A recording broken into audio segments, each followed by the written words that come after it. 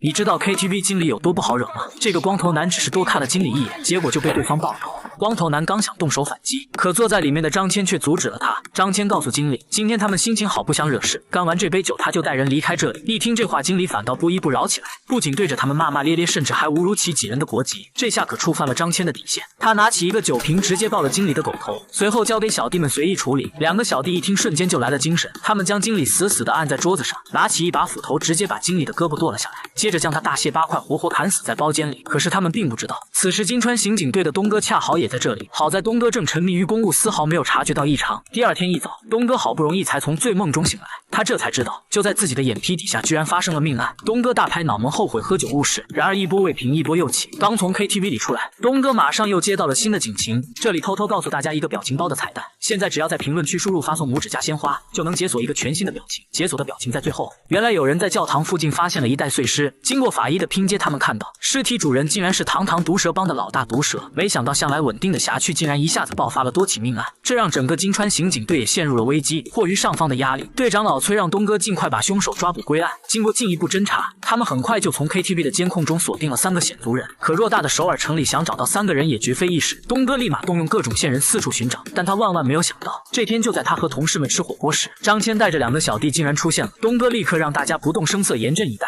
可张谦毕竟不是什么普通混混，仅仅通过东哥等人的装扮，他一眼就识破了他们的警察身份。于是他趁机起身走进了洗手间。为了防止目标逃跑，队里的老幺主动申请前去跟踪。东哥提醒他不要轻举妄动，只要看住对方就行。接着他让同事大东以借火的名义稳住张谦的2个手下，然后又让阿浩去前台结账堵住门口。就在一切都已经准备就绪时，后厨突然传来了一声惨叫。只见张谦把一锅滚烫的热油泼到了老幺脸上，为了保护周围的群众，东哥用身体挡住了飞来的油锅。张谦带人趁乱疯狂地向外逃跑。等东哥和阿浩追出来时，张谦一伙早已消失在喧闹的人群中。虽然这是一起突发事件，但却让刑警队的威信大受打击。受伤的老幺迫于家里的压力，选择调去做文职工作。作为大哥的东哥也深感愧疚。而张谦这边，自从被警方盯上以后，3个人选择暂时躲起来避避风头，帮派事务交给曾经毒蛇帮的人去处理。可是这天赌场里突然闯进来一伙人，他们二话不说，对着人和机器就是一通乱打。等张谦的2个小弟赶到后，赌场已经变成了一片废墟。得知是光头帮的人干的，光头男不顾老三的提醒，立马就要去找光头帮的人报仇。然而这一切却都在光头老张的计划之内。在一个胡同里，老张带着人把张谦的小弟围了起来，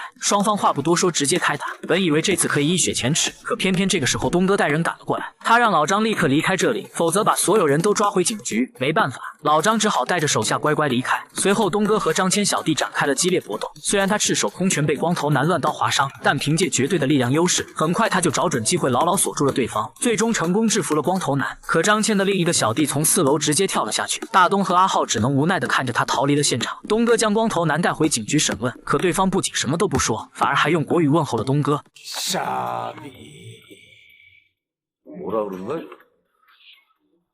병신이라. 병신이라고?